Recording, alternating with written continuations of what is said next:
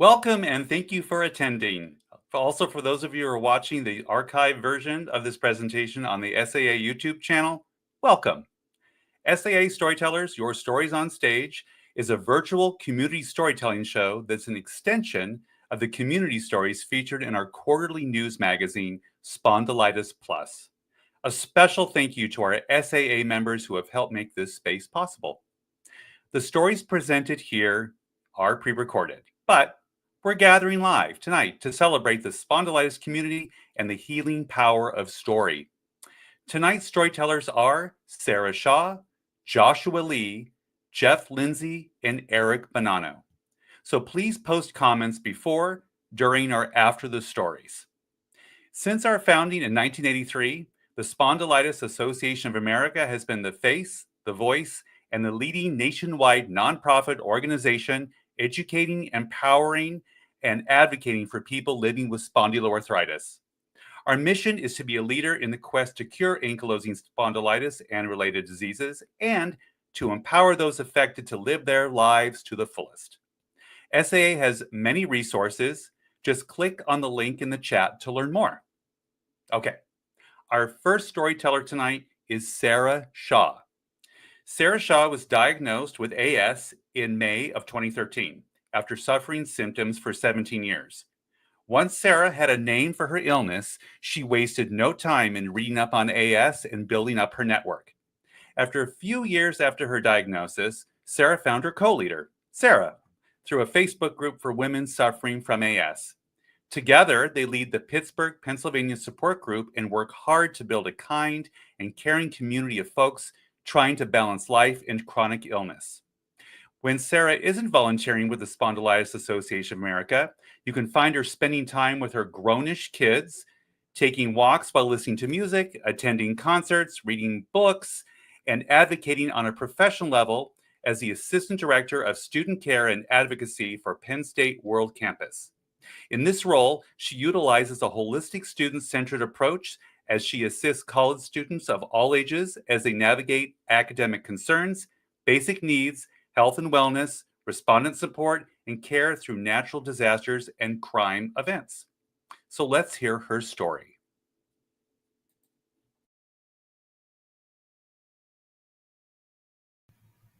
Hello, my name is Sarah Shaw, and this is my story. It was April of 2015, and she was driving to Pittsburgh. Just be careful, for all you know, she might be an axe murderer. A glimmer of sun was shining through the clouds, the typical for Pittsburgh. I hate being late, so I often arrive at least 10 minutes early to everything. Yes, I am that person, and it has served me well for much of my adult life this far. The smell of baked goods lingered in the air, and I saw some of the best-looking desserts I have ever seen in my life in front of me. Handcrafted cakes, chocolate chip cookies, macaroons, brownies, and a light lunch menu that seemed to be the perfect combination to the atmosphere and homey feeling that this quaint little bakery held. We had decided to meet about halfway after about a year of talking on an AS Women's Support group on Facebook.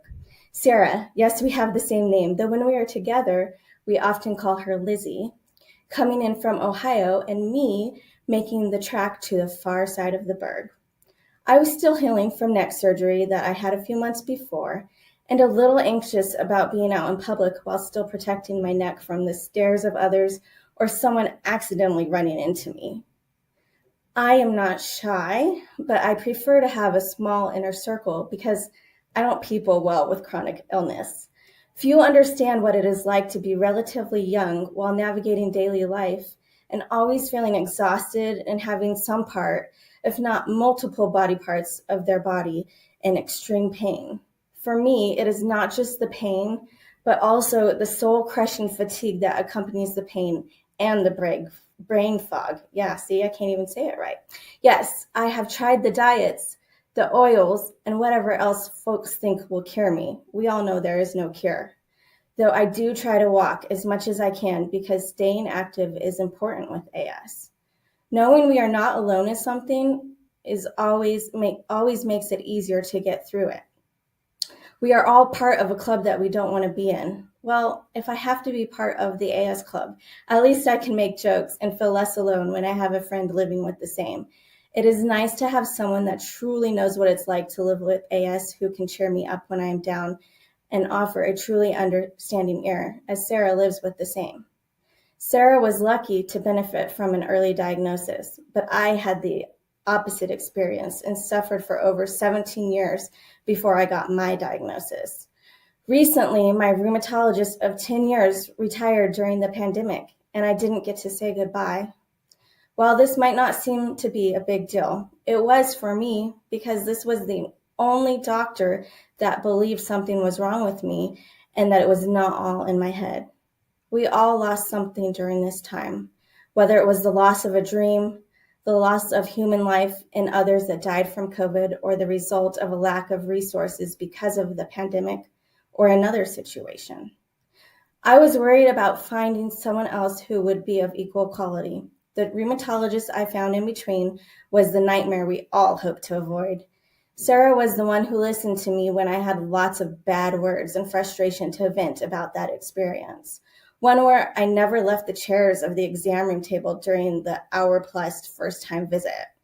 Fortunately, I have moved on from that, received undeniable proof on x-rays and MRI of sacroiliitis, and can only hope that will be something that I never experience again. Finding and establishing care with a new provider is exhausting. I am glad I have found a new rheumatologist willing to listen and make me part of the medical decisions, as it should be. It is extremely important to feel comfortable with your rheumatologist, where you can communicate and feel as though you are being heard and being part of the solution and treatment plan moving forward. Sarah and I have had multiple conversations about our ups and downs with AS and the importance of support from others living with the same. We have so much in common. The same name, our favorite color is purple. We are both adopted. We are both professionally trained musicians, and we mostly like the same music. And we both feel like it's extremely important to pay it forward. We decided the best way we could help others was to start a support group, and that is how we got connected with the Spondylitis Association of America. If you don't have a friend living with AS, I want to encourage you to find one. For me, having someone that lives with the same pain while trying to juggle all of the other life stuff has been life-changing. I need someone that gets me, and we all need that person, whether or not they have AS or not. Your friend that you connect with might have another chronic illness. It doesn't have to be AS, but they need to know what it's like to go through all the things that we live on a daily basis. I just happened to find a best friend that also has AS. When she was driving to Pittsburgh to meet me, Sarah's mom told her to be careful because I might be an axe murderer, but it turns out that I'm fresh out of axes. When I told Sarah that, she let out her big belly laugh, and we knew we would be the best of friends for life. AS may be what brought us together initially, but luckily we both live full lives, and we are lucky that AS is only a small part of what makes our friendship great. Hi, Sarah. Hi, Sean. Thank you so much for being here. I really appreciate it. Thank you for having me. It was so much fun. Absolutely. Well, I have a few questions for you. So we're both concert aficionados. We Yes. both like going to see shows. And I know how strenuous they can be. There's a lot of things that you have to kind of do for a while, right? You have to hold, either stand for a while or sit or whatever. How do you get through a concert? Ooh, so a fun story. Sarah and her husband Jason and I just went to see Pink and Brandy Carlisle at the beginning of August here, and we had so much fun. But oh my goodness, it was like we were at the very top in the nosebleeds, and like the climbing the stairs to our seats. That was not fun. But like if we have to take breaks, we do. When we're sitting in those seats for hours and hours on end, they're usually like stadium seats for most concerts, and they're not comfortable. I got up and kind of walked around a few times, stretched my back while standing there because, you can't always get out of the aisles if, there's the guy next to you with a beer or nachos on the other side. You don't want to be that person that's like, hey, can you get up and move like more than once or twice, right? So, I would stand in place and kind of stretch here and there and try to move my legs and my SI joints in different ways so that I wasn't hurting quite as much. But I found that like a hot shower afterward is always something that's on my list of to-dos after a show. And the show was good, right? Oh my gosh, it was amazing. We had so much fun. And I was like, okay, I need to make it a point to go see more live music because it's something that I absolutely love and I'm passionate about, and it just brings me so much joy. So I'm like, okay, next I have to see what else is coming to the Berg here for the rest of the year. And maybe bring a cushion. Yes, a cushion. That would be nice. Yeah, I think, that is a good solution to, the really hard chairs if you can get away with it, for sure. So along the same line, is there an assistive device that you just use all the time that you really like, that it actually has become an extension of you? Like you don't even think about it anymore. Is there something you like that? Yeah, so I use one of those grabber tools. It's got the little handle on it and a long stick-like thing, and it can help you pick up the things that fall into what I call the drop zone, right? So if it ends up on the floor, I go, can I use my grabber, or is it going to stay there for a while before somebody else can help me get it, But in the way of, keeping us as independent as possible, I feel like the grabber is a great assistive device to help us kind of get those things that fall or those hard to reach places that make us hurt a little bit more. It just makes things just a little bit easier. And I will take any kind of help or win that I can get throughout each day. I love that you say that about how help is something that's welcome. I think a lot of patients struggle to ask for help. We've had some other stories where people have shared their tales of getting better at being the patient, getting better at asking for help. So thanks for bringing that up. Yeah. So before I let you go, and it's been such a joy working with you on this story and getting to know you better, what is one word that you would give to someone who is newly diagnosed or someone who's been diagnosed for a long time?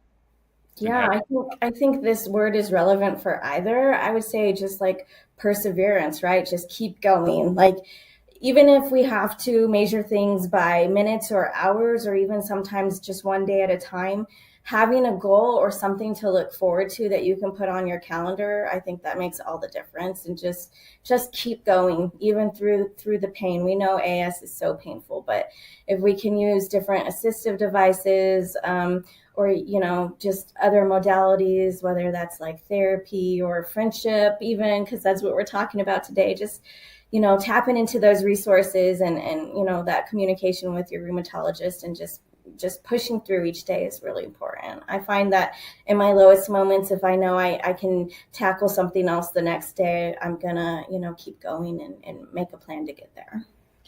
Sarah, thank you so much for bringing the concept of friendship to SAA Storytellers. It's something that we have handy, right? You don't have to go buy it or anything. It's something that it doesn't cost you anything. And if you can find a way to connect, right, either in person or online, that support can really make a huge difference. So absolutely. Thank you, B, for agreeing to be on the show. And I'm grateful for you. And I'm sure I will see you soon. Thanks, Sean. Thanks for having me. And thanks to SAA. I appreciate it.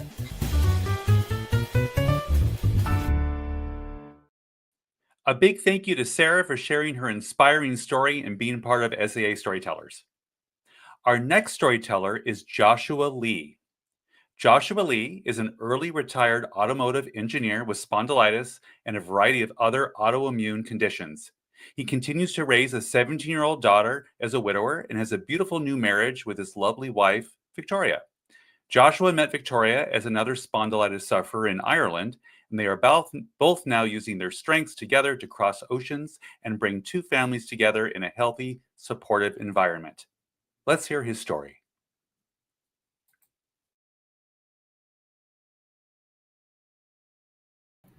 Hi, my name's Joshua Lee.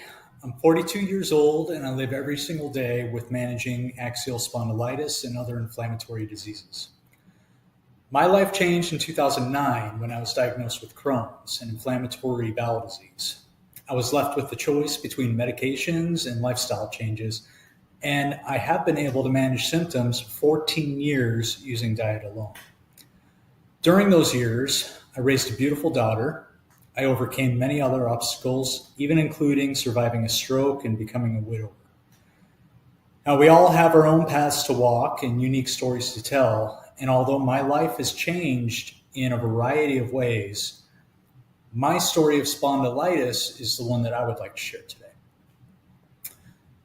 So it was early May of 2022 when suddenly I was crippled with severe pains in my right hip and my thoracic spine while I was returning home from visiting a friend a few hours away. My pain didn't go down after a few days, so I took the time to see a general physician. I received painkillers and steroids, and those provided a few days of immediate relief. However, that was followed by a rapid spread of symptoms to every major joint in my body. I realized something serious was happening and decided to take charge of my own health care. So I found research and education materials online. Those led me to get tested for HLA-B27 to determine if my history of Crohn's could be part of a bigger picture leading to inflammatory arthritis. When my test came back positive, it started a new life journey. But like all challenges I faced before, I held on to hope. Now I focused my attention primarily on my symptoms and healthcare needs. While I waited for a visit with rheumatology, I continued to perform limited exercises and maintain some range of motion. My body was no longer able to sit or stand for long periods. My spine could not straighten past a 30-degree hunch, and my arms were unable to raise above 90 degrees in any single direction. I became disabled from work, and my days became focused on managing symptoms. Physical therapy became necessary twice a week to address severe neuropathy, tendinosis, fasciitis, and joint swelling, all of which I couldn't manage on my own. There were many days I was unable to safely operate a vehicle or even leave my bed on occasion, yet I would continue to stretch even when I couldn't stand. Once I visited rheumatology, we performed every test possible before discovering that I was actually suffering with non-radiographic axial spondylitis. Although I continued physical therapy and focused each day on moving any way that I could, my range of motion continued to decrease while my fatigue continued to grow. I'd reached a point where my body was not able to recover on its own. Over a period of 9 months, I had trialed 12 different medications. And finally, I decided to turn to biologics. My daily life at this point had been reduced to medical treatments and trying to care for my daughter's needs on a daily basis. It was an incredibly frustrating period, and I even began to sell possessions in order to pay bills. Still, my hope never faded. So 13 months after onset of symptoms, I remained on disability. I was terminated from a 15-year career, and I had to apply for Social Security disability benefits. I'd been taking biologics for a total of 4 months before I finally started to see some improvements in my range of motion. Slowly and surely, I regained the ability to force myself into a vertical position. I decided to experiment with small tasks and found some things I could manage and other things caused way too much strain and flares and symptoms. So one day I was limping to my garage to throw an item in the trash, and I noticed a belonging I'd forgotten for a while. Even though I sold many possessions, a 30-year passion prevented me from selling my mountain bike. The tires were flat, and the bike covered in a layer of dust and cobwebs. I looked at it, and curiosity filled my head. And I said, you know what? I'm going to pump up those tires today. I know that we must try new things and experiment in order to find solutions that cater to our needs. So I experimented, very small, kind of like dipping my toes into the water. I very carefully mounted the bike and I pedaled a couple circles on the street in front of my house. The next day, I experimented a little bit more and rode my bike one lap around the pond in my neighborhood. This increased to 3 laps on the next day, and then to 6 laps on the following day. So I kept experimenting, and I found that the days I began riding were actually the days that I had the greatest range of motion. So 3 months have now passed since I returned to my passion of cycling. It's developed into a daily routine of a full body workout using continual motion. Cycling has given my hips, pelvis, knees, and ankles a way to move with variable resistance and aerobic activity, which is incredibly difficult to find. I've also found ways to incorporate stretching exercises that have benefited my spine, my ribs, and my shoulders, everything in my upper body. It's been a great low impact activity, and it's wonderful for promoting full body movement while returning to an outdoor environment. So here I am today. I cannot sit or stand for long periods. I walk with a cane, and I still struggle to reach my arms. However, I can ride a bike and enjoy the outside world at my speed. And because life is not about things we cannot do, it's about the things we can do. I always feel that if we never lose hope and always experiment with new things, we can probably all find our own ways to go ahead and pedal forward. Hi, Joshua. Hi, Sean. How are you? Good. Thank you so much for being on SAA Storytellers, and thank you so much for sharing your story. I really appreciate it. My pleasure. Thank you for having me. Awesome. So I know we've been talking about a lot of different things. We've had amazing conversations over the last couple of months, and thanks for trusting me with your story. I'd like to ask you just a few questions. So tell me about your care team, maybe your care team at home. Who's someone that helps you and gets you through your day? That would be my daughter, who is actually turning 16 this month. Mm-hmm. She's an honor roll student. She is doing schoolwork for longer hours than I could imagine doing at her age. And she also works a job, and she's been going through all her student driving courses. But she's been incremental in pretty much everything on a daily basis. She helps, prepare meals. She provides good company, comic relief. We lean on each other very equally. So it's great having her in my life. And, I have to give you a round of applause as well for being willing to accept that help. I know that can be hard in itself, right? To just ask for help or make it clear that you need some help. So you clearly got through that, right? Yeah, it's very humbling. When you're 42 years old and all of a sudden you feel like you're living in a 90-year-old body, things change overnight, and you have a lot of things that all of a sudden you're just not able to do, and you do have to ask for help. And it's kind of a choice between, okay, well, do I want to continue moving forward, or do I just want to stay stuck in a position, not able to do anything? And, being able to ask her for help is great. Knowing that she's there to also provide that support, life-changing. Awesome. So on a similar path, you talked about mountain biking. I'm a biker as well. We totally connected on that. And what's it like when you're out on the bike? Is there a certain place you like to go? Are there certain, what level of hill do you, do? Tell me a little bit about a bike ride. Sure. So, all right. It has actually turned into an every morning event. Mm-hmm. I start off on pavement. So I'll do normally a few miles on pavement, and I work on getting my body all stretched out, relaxed, just getting that motion going.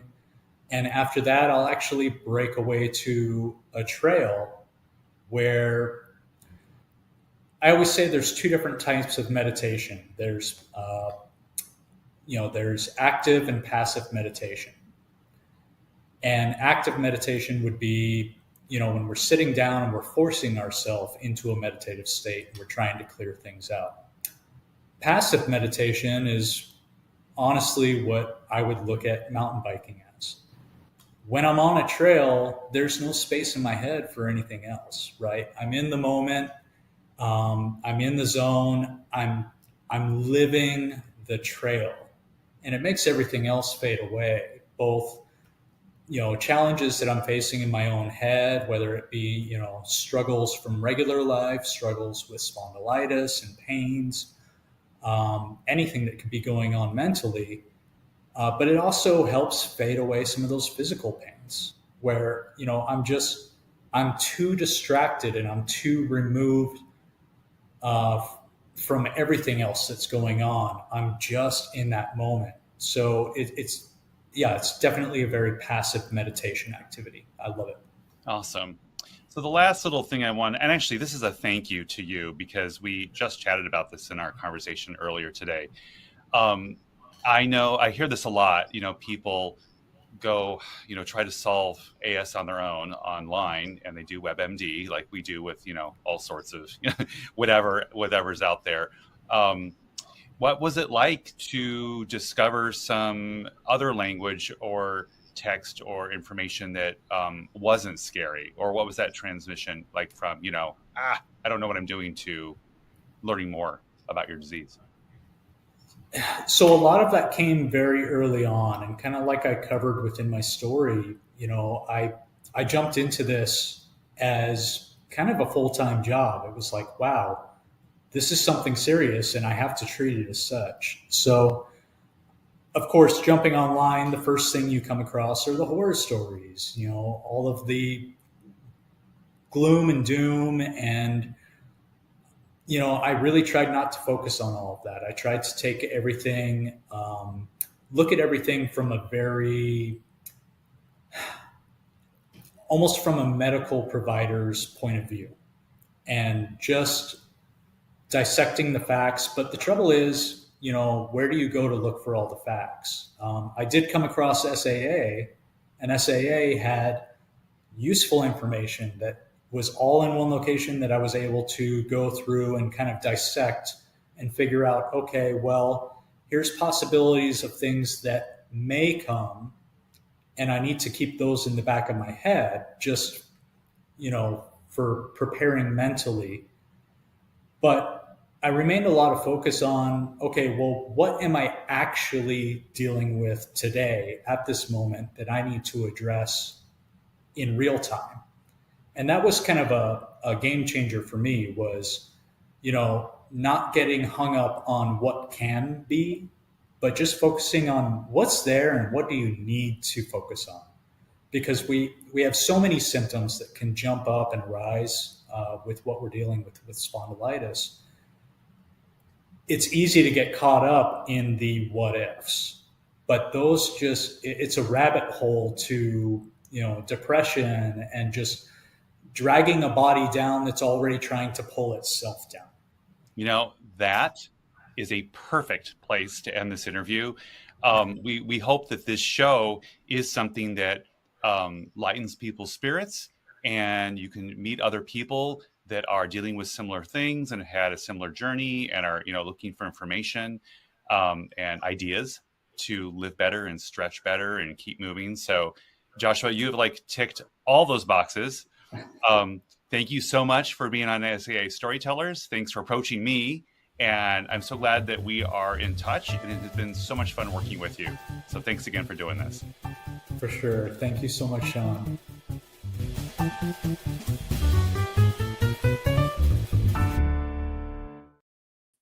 Many thanks to Joshua for sharing his personal story with such honesty and being part of this project.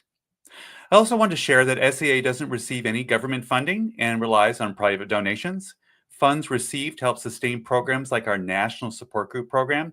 I'll put a link in the chat to our donation page if you would like to help SAA fulfill its mission. You can also volunteer, give a gift in memory or tribute. There are many ways you can support SAA. Okay, our next storyteller is Jeff Lindsay. Jeff is from the UK and has lived with spondylitis since 1973, but was not diagnosed until 2009. He had also started a yoga practice in about 1990. So now Jeff is 76, but still rolling about on the floor with the grandkids, cycling, practicing yoga. There truly is hope. It was specialist spa physiotherapists, and he says that we call them PTs here over the pond, who told Jeff in 2012 that the yoga had helped him because the stretching breaks up inflammation. Since then, Jeff has worked with Jamie to build Yoga for AS, and those two are very proud because they've been asked to make a presentation about Yoga for AS at SAA's 7th Global Spondyloarthritis Summit in May 2025. And let's hear his story.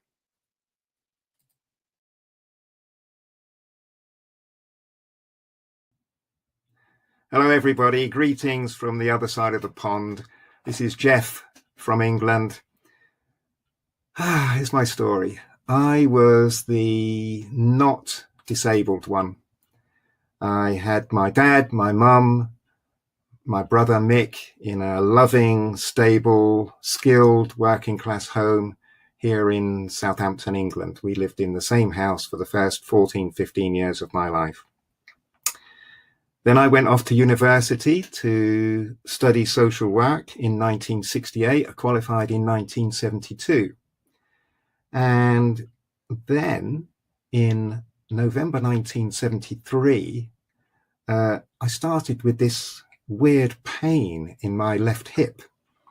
Well, that went on and it went on and it went on. And I was limping everywhere.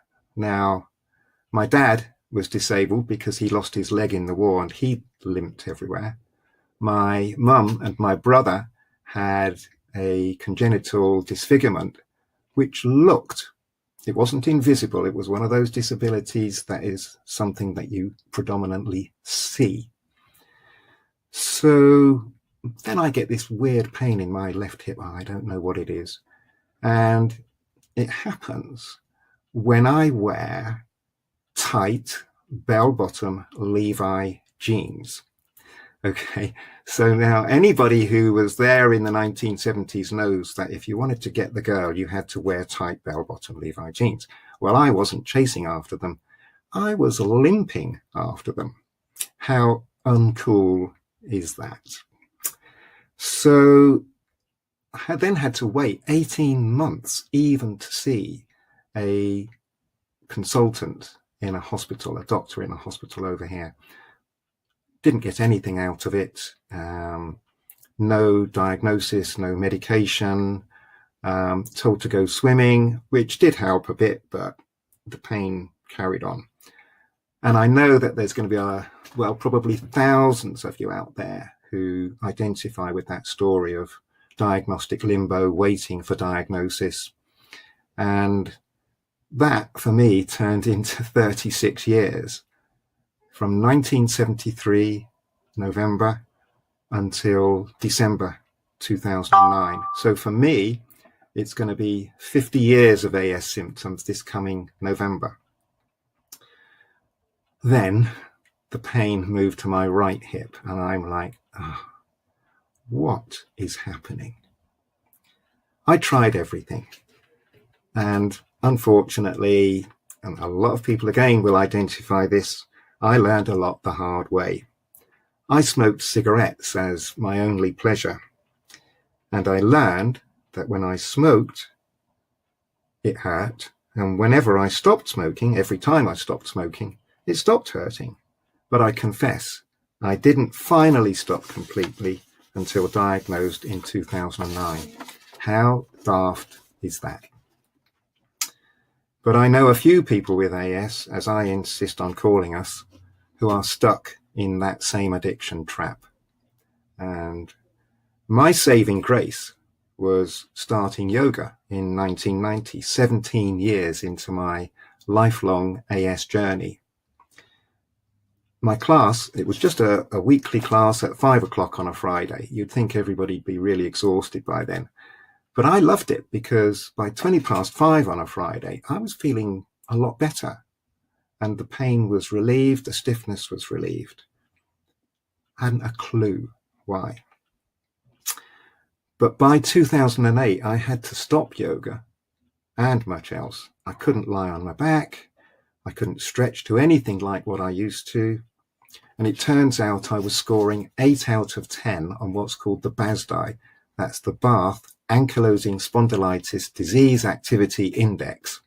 And that's an assessment which is globally used and heavily research evidence. So it's really good. 8 out of 10. That hurts. But that very quickly led to being diagnosed. And if you can believe this, I was actually elated at being diagnosed because after 37 years, it was finally making sense. I had a name for it. I could research it, find out about it, and take action. So there I am, 8 out of 10, but I'm prescribed Arcoxia, a medication, an anti-inflammatory, a non-steroid anti-inflammatory, and I divide my life up into before NSAIDs and after NSAIDs. It was that big an effect on me.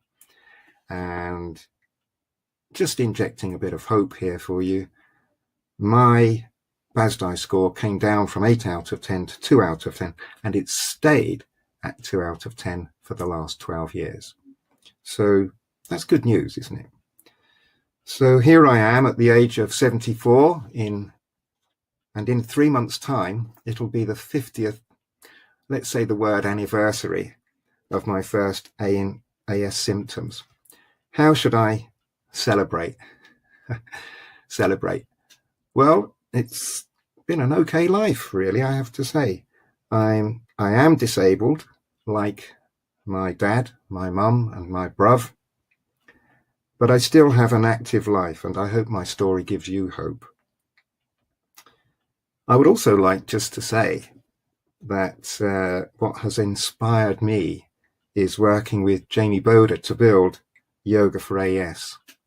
I love teaching yoga modified for AS, and it's my project for my 70s. So maybe we should have a Yoga for AS 50th anniversary party. Hello, Jeff. Hello, Sean. Greetings from the other side of the ocean. There you are. I can't believe, the wonders of technology, right? It seems like you're right next to me here in my apartment. It is amazing, isn't it?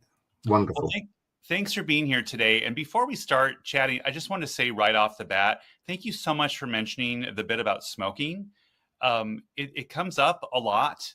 And one of our board members, I think, also did an article in Spondylitis Plus about smoking and AS. And as with any disease, I'm sure, not smoking is better. So thank you for having a little personal connection to that. Right. I mean, it's really true. And, if diagnosis helps you with one thing, it brings home the realities of all the things you've been doing wrong, because nothing beats having no pain in AS. And if you stop smoking, you're going to get less pain. Wow. Well, let's continue, because I just want to thank you so much for bringing that up. So, but your passion, and we touched on Yoga for AS just a little bit in your story, because I wanted you to have a moment here to talk about it. Thanks. Just quickly kind of tell us like your connection and your passion, and you can mention Jamie a little bit. I mean, I know some of this, but some of our listeners may not know. So take it away. Sure. So after I was diagnosed, I joined the National Axial Spondyloarthritis Society here in England and found there was a local support group. So I went along to that at the local hospital, and we did an hour's hydrotherapy and then an hour in the gym. And I thought, I get that. My yoga has been reducing my pain, and I've kept pretty stable. So I really enjoyed it, and I loved that hour after hydrotherapy. And that was like a really golden hour for the yoga, because you're really warmed up and you're nice and loose. And I would go to the gym get my yoga mat out, go in a corner. The physios are doing their stuff and I'm doing my yoga in the corner there. And I loved it. And then I got heard about this AS 2 weeks inpatient course at the Royal National Hospital for Rheumatic Diseases in Bath, England. Went there, and the AS specialist physiotherapist there said to me, well, you know, Jeff, you're in pretty good condition for, what was I then, late 60s, early 60s maybe. And we think it's the yoga. So I go, I feel good with it, but what are you saying? And the lead physiotherapist there, who'd been there for 20 years, said to me, it's the stretching that breaks up the inflammation. That was 2010. I went away and I thought, you know, I don't quite believe this. But I carried on with my yoga, went back on the course in 2012, and I went up to her again and I said, Breeza, have I got this right? It's the stretching in yoga that breaks up the inflammation, because that's key. You break up the inflammation, that process of erosion leading to fusion, you know, you've got a good chance of minimizing that. And she said, yeah, you've got it right. So that was it. Me, I'm up and running there. I'm right. This is it now. We're gonna push yoga for AS, and I'm going to take it out there. So I went out and I bashed my head against the brick wall of acceptance of yoga as a medicine in AS from 2012 to about 2018, and I got nowhere. And that's putting it mildly. So then one night in the support group, in wanders this 18-year-old called Jamie, and he looks at me in the gym after hydrotherapy and says, you're okay. What are you doing? That's different. And I said, well, I think it's the yoga. So he said, well, show me. So we did some yoga together there and we stayed in touch. And unbeknownst to me, he went off and he was practicing yoga every day for a year and getting a lot of improvement from being in a very dark place, having just been diagnosed, having had, at the age of 18, having had symptoms since he was 14. So we stayed in touch and he went off to university and he was sticking at it, and he went off and he got trained as a yoga teacher. And I'm like, this young man is pretty special. And we stayed in touch and we kept talking, and he was saying, right, let's start a Facebook group, Yoga for AS, come on. So I'm like, oh, yeah, okay, Jamie, you know, you young people and your Facebook and your social media, you know. And I thought we'd get a few dozen people, you know. It's now at 3,500 of people around the world or thereabouts, literally all over the world. And we've started a website, and upshot is that we've got a virtual library now of over 200 hours of content of yoga modified for AS with 20 courses that you can do.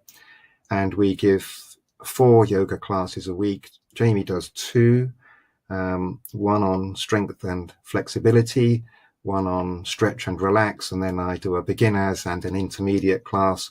And I've got to say, our big supporters are from the United States. The largest group of our supporters are from the United States. So, you know, you Americans, you've always been our friends. And, well, you know, here in Southampton, you know, and my dad was fighting in Italy when he lost his leg with the Texas Rangers. So, you know, it means a lot to me. It really does. Yeah, we've got big connections. So, you know, I love the work of Spondylitis Association of America too. Some great stuff going on there. Well done, everybody there. And thank you, of course. So yeah, that's the story. So here we are, you know, I'm 74. It's my project for my 70s. We're having a great time pushing the case for yoga for AS.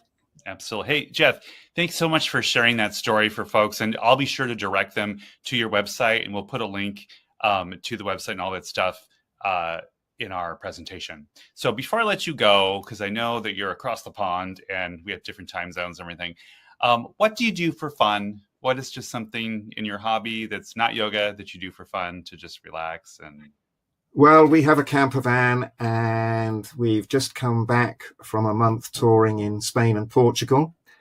And it's funny how you choose things over the years that are good for you. So a professor of ophthalmology said to me one time when I had a flare of iritis, uveitis, Jeff, the thing you need to do is get outdoors. The best thing you can do for your AS, for your immune system, is be outdoors. And I love being outdoors. Must be because it's good for me. So yeah, I love that. And obviously I practice my yoga, and I have a little guerrilla garden as well. And a guerrilla garden is a bit of land that nobody owns. Okay, and it's right next to our house at the back there. So I've made a little hole in the wall, and over the years I've planted about 20 fruit trees and about 15 fruit bushes, loads of flowers, and brought it back to a bit of life. So whenever I want to chill, I just go over and sit there, and nobody can bother me. And I just, prune a bit here and look after that there, and then pick the plums and the cherries, and yeah. And most of all, I enjoy my family. I've got 2 little grandchildren. I loved being a father, and I love being a granddad. I'm Gangan. Gang. So, on that note, what is one word you would give to someone who's newly diagnosed or watching this show for some hope or inspiration? Just like one word of advice. Inject hope into your life. Great. I totally agree with you. Jeff, it has been such a pleasure. You've done so much for SAA. I love working with you so much, you and Jamie. Thanks for sharing your story and being vulnerable. And I can't wait to share your story with the world. And we will see you soon. I hope so, Sean. Thank you.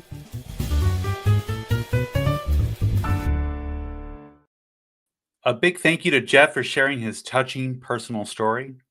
And thanks for all of you being here tonight. I hope you're enjoying these storytellers and these great stories. If you'd like to learn more about the Spondyloarthritis Summit, the Global Summit, or Yoga for AS, just click on the links in the chat. Okay, before I introduce our final storyteller of the night, I want to share that we welcome your feedback. So please take our post-SAA Storytellers presentation survey. This is also an opportunity to contact us with your interest in being a storyteller. We want to hear from you. Okay, our final storyteller of the night is Eric Banano. Eric was diagnosed with AS in his 30s, and like many, he was misdiagnosed too many times to count. Unbeknownst to him at the time, he had a family history of the disease. Eric's father, who in the 1970s had been told a cold had settled in his back when he went to the ER because he hadn't been able to move for many days. Eric uses a cane to get around and views his condition as new normal. It's just part of life. It can be challenging at times, but every person, whether healthy or not, faces challenges in life. Part of his just happens to be in his spine. Let's hear Eric's story.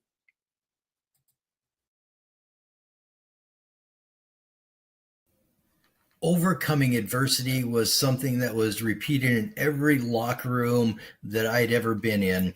I was fortunate to work in hockey, both in the front office and as a coach of high school and youth teams. I repeated that statement so many times to our players and employees. And in the sports world, it's what just helps build champions. Another thing is shake it off and get back out there. We always taught as a coach or as a front office person, there was a difference between being hurt and being injured. If you're hurt basically because the season is long and you're hurt from the first day of the season, like every other player. Injured, you're under the knife, you have to go through rehab, and you're not contributing to the team. So as a coach to our teams, I took very seriously talking about these life lessons to kids and talking about things that were inside the rink, but could be also used in their life battles and life challenges. I didn't foresee my own journey leading me to a crossroads that had me questioning my own value to my family and to the world. Sports was my entire focus. growing up and my activities. Ball was my first words I ever said. My grandmother, 70 years old, chased me around the backyard playing baseball in a hot, sweltering day and said she needed a rest. And my 5-year-old self said, fine, then just go home. I don't need you. So it really was my whole focus. And when I first became sick is the wrong word, but when I first was diagnosed with AS plus 3 other autoimmune diseases, I was kind of challenged myself in overcoming that adversity. In sports world, injuries and surgeries are common. And I thought, when I was told that I had to have my first cervical spine surgery, I thought that I'd just shake it off and get right back to work after the surgery and to be like my pre-surgery self. That didn't happen. I was told to take 2 weeks off. I wanted to get back to work and contribute. I took 3 days off. The doctors said I needed another surgery. And at that point, I'd also been being told that my situation would become debilitating. I didn't think AS would be more than a minor inconvenience in life. And my situation after the second surgery was a situation where the doctor started to talk about retiring. I'd been blessed to work in hockey my whole life, and retiring to me was just something before age 50 I couldn't even fathom. I thought I was going to lose my battle with adversity. I had talked to our players so much about it that I thought I would be letting them down, letting my family down if I retired. Work ethic was important. Showing my kids that I had a strong work ethic was important, and overcoming those challenges. I talked about it till I was blue in the face in our locker room chats. The players could probably recite a lot of the things that I said verbatim years later because I talked about it till I was out of breath. As I talked to our team, I'd also talk to them about other things like nutrition. Told them a hot dog was the worst thing that they could put in their body. Well, I have to admit, at a baseball game, minor league baseball game, I got a hot dog. I loved it. I love a hot dog with some relish and kraut and onions, and it was great. Well, 2 players of mine happened to be at the game, and they came running up to me to give me a hard time about it. And I never heard the end of that hot dog story from them. That was a hot dog. And now I thought, how am I going to overcome retiring where they're thinking I'm letting them down? I tried biologics. It didn't work. Tried everything from sleeping in the back office to any sort of new medication, biologics. Either I had allergic reactions or the side effects were so bad that they took me off of them. After the second surgery, I finally heard the neurosurgeon when he said, we can't fix your cervical spine, but we aim to make it tolerable. I didn't really understand that beforehand because in sports, you get surgery, you're fixed, you're back onto the ice or field. That didn't happen. So I felt like I was kind of losing my battle and letting everybody down when they started to talk about retirement. It was a full-time job going to the doctor's appointments and trying to manage my spine through the work day and the work week. And I was just losing that battle to the point where they said, yeah, you definitely need to retire. And I just couldn't get it in my head. I was probably at my lowest point when the rheumatologist said something to me that literally changed my life. He looked at me and said, you just have to accept that you're going to be uncomfortable for the rest of your life. And to me, that was so freeing. I was just free of thinking about adversity in the same way or challenges.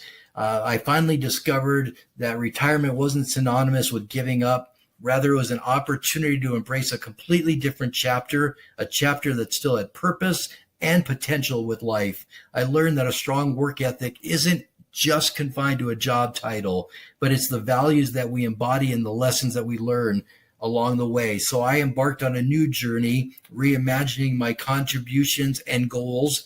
and discovering new, smaller goals that may not sound all that impressive to the population at large, but to me, make all the difference in the world. Hi, Eric. Hi, Sean. Thank you so much for being on SAA Storytellers. I really appreciate that you took the time to talk to us today. My honor. Happy to be here. So I know we talked a little bit about what we would chat about in the interview, and I noticed that you use a cane. And I was wondering if there was a story behind that, or maybe a tough decision to embrace the cane. How did it come about? I've used it for about 5 years now. I was visiting my father at a rehab nursing home, and it was in the middle of a really bad muscle spasm through my entire back. So as I was trying to walk up the ramp of the nursing home interior, I was using a handrail, and literally, if you can think about the old Batman TV show when they were trying to pull themselves up the rope, like using their hand and just going so slowly. And I happened to talk to my doctor after that about that, and they suggested the use of the cane, and it's made a world of difference for me getting up and moving around. Excellent. Is there a certain kind of cane do you like? Do you have a wood one or an aluminum one? Or I have an aluminum one. I kind of like, I have the Hurricane one that stands by itself, but after a little bit of use, it falls over. So I kind of like just the basic aluminum one. When it does fall over, I'm pretty good at using my foot to push it on the end, and it'll come popping up to me. All right. Well, thank you for sharing that. I'm sure it's a story that people will identify with. Absolutely. So my second question was, is there something or someone or something that calms you or helps you through the day, maybe in an unusual part of your care team? Yeah, there is my dog Zoe. We adopted her about 2 years ago. They think she's about 8 years old, and it's awesome. It's gotten me being able to walk further than I was before we adopted her. And the days that I feel terrible and I don't want to get out of bed, she needs to be still taken care of, go out to do her business. So I have to get up and do it. And it's, she's basically my new best friend, my new motivating coach, and she doesn't even know it. Mm-hmm. You know, what's so wonderful about that, I have a dog as well. The routine becomes so routine, and you don't realize that you've added those extra steps in or whatever. It just kind of happens because, like you said, it needs to happen, but it doesn't feel like a chore. It becomes sort of like secret fun. Exactly. And when I vary from that, she looks at me like, "Oh, what are you trying to pull? A fast one here?" So the last bit of this for our interview, I ask our patients, and I know you're a support group leader for Spokane, so thank you so much for helping us at SAA. Is there an encouraging word or theme or inspiration or something that you would tell someone either newly diagnosed or someone who is, fighting the fight? For me, it's just reimagine the new goals, like I talked about. Reimagine your life in a different way. It doesn't have to be bad. It just has to be different. And that's the biggest kind of thing that I could pass along to people really of AS or any sort of debilitating situation. Just reimagine it. Yeah, thank you, Eric. We hear adaptation a lot at SAA. And it's interesting. It kind of goes back and forth between adaptation and hope seems to be the two. So, but reimagine, we haven't had quite that way. So thank you. That's perfect. Eric, it has been such a pleasure. Thanks for agreeing to be on SAA Storytellers. When I approached you, it has been such a pleasure getting to know you and learn more about your life. If I have any hockey questions, I know exactly who to come to. And I hope you have a great day. Thank you, Sean. It's been a pleasure, and I really appreciate you.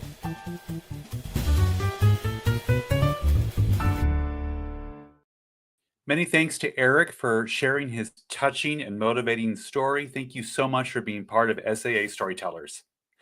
Both Sarah Shaw and Eric Banano are SAA support group leaders. SAA's spondyloarthritis educational support groups are a network of people living with and taking an active role in managing their disease. All are welcome, including parents, caregivers, loved ones living with spondyloarthritis. I'll put a link in the chat that explains more about our support group program. So, what a wonderful group of storytellers, right? So brave. I am so grateful for all of them. Sarah Shaw, Joshua Lee, Jeff Lindsay, and Eric Banano. Thank you. Thank you, thank you, thank you so much for being brave and sharing your personal journey with us. I hope you will check out the archived webpage that has previous SAA Storytellers Your Stories on Stage presentations. And thank you so much for helping us create community and empathy through the power of story. I love storytelling. I really do. And it's a pleasure for me to share it with you tonight. Another big thank you to the members of SAA who helped make this space possible. I'll put the link to the post-show feedback survey in the chat again, just in case you'd like to connect with us. And guess what? Thank you for joining us this evening. Thank you, and have a wonderful night.